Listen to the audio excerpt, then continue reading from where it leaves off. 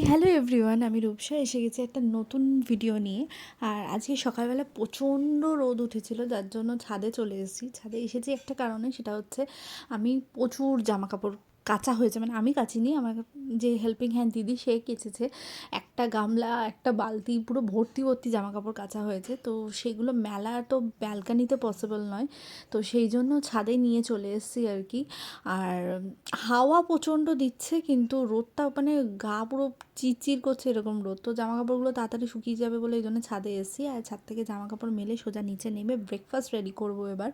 মাখছি এখানে একটু আটা, আর ইচ্ছা আছে আজকে রুটি করব।